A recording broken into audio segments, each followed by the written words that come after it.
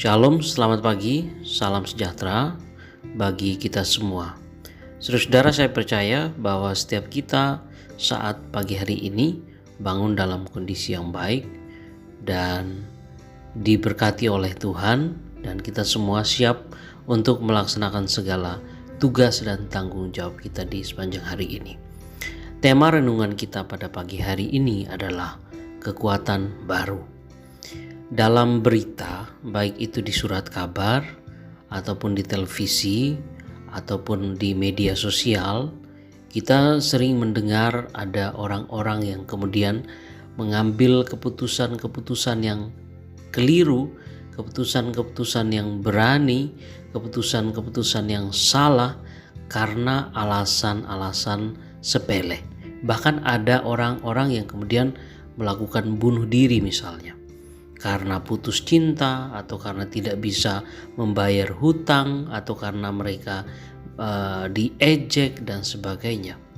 Mengapa kemudian orang-orang ini begitu mudah untuk menyerah, begitu mudah untuk putus asa ketika berhadapan dengan berbagai macam permasalahan ini?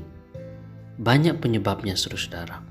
Tapi semua penyebab itu bermuara pada satu hal utama, yaitu kegagalan dari kita sebagai manusia untuk melihat hal baik di dalam masalah itu sendiri. Karena harus kita akui bahwa kita seringkali melihat masalah itu sebagai sesuatu yang buruk sepenuhnya, sehingga kemudian kita mengambil keputusan-keputusan yang salah. Padahal sebenarnya di balik masalah ada sesuatu yang baik dan bahkan indah. Nah, saudara yang terkasih dalam Tuhan, di dalam Roma pasal 5 ayat 1 sampai dengan ayat yang ke-11, Paulus di sana mengajak kita untuk belajar agar kita mempunyai daya juang dan juga mentalitas pantang menyerah saat menghadapi pergumulan. Sebab justru dalam masalah ada sesuatu yang indah dan patut untuk kita rayakan. Saudara, menurut Paulus, orang yang dibenarkan Allah akan mengalami sedikitnya ada 3 kondisi. Yang pertama adalah hidup dalam damai sejahtera dengan Allah. Kemudian yang kedua adalah menerima kemuliaan Allah.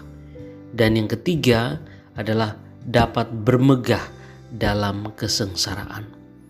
Nah, keadaan orang percaya yang Paulus gambarkan ini bertolak belakang dengan kenyataan. Karena pada saat itu jemaat Roma sedang ditindas dan dianiaya di bawah pemerintahan Kaisar Claudius. Dalam kondisi demikian, bagaimana mungkin Paulus berani berkata kalau orang yang dibenarkan Allah hidup dalam damai sejahtera, menerima kemuliaan Allah, dan bahkan mampu untuk bermegah saat sengsara? Ini menjadi pertanyaan, saudara, karena secara manusiawi apa yang Paulus tuliskan itu sangat ganjil, terdengar tidak masuk akal. Nah, apa yang Paulus katakan hanya bisa diterima jika seseorang melihat ada nilai baik atau positif di balik derita ataupun sengsara yang sedang dialaminya. Saudara, di dalam Roma pasal yang ke-5 ini, Paulus menjelaskan di sana kenapa seseorang mampu atau bisa bermegah dalam pergumulan atau bahkan dalam kesengsaraannya. Jawabannya adalah karena dalam sengsara itu, maka seseorang diberikan kesempatan untuk bersekutu dengan penderitaan Kristus. Dan barang siapa bersekutu dengan penderitaan Kristus, ia juga akan bersekutu dengan kebangkitannya. Demikianlah yang disampaikan oleh Paulus di dalam Roma pasal yang ke-6 ayat yang ke-5. Jadi secara praktis bagian ini hendak mengajar sesuatu yang penting, bahwa sama seperti tidak akan ada kebangkitan tanpa kematian, demikian juga tidak ada kemenangan atau prestasi tanpa kekalahan dan juga kegagalan. Dengan kata lain, bahwa kegagalan, kekalahan, atau semua hal yang terkait dengan kesengsaraan merupakan sesuatu yang tidak terpisahkan dari kehidupan orang beriman. Jika ingin berhasil, maka kita harus berjuang dan bahkan harus rela untuk mengalami kesukaran.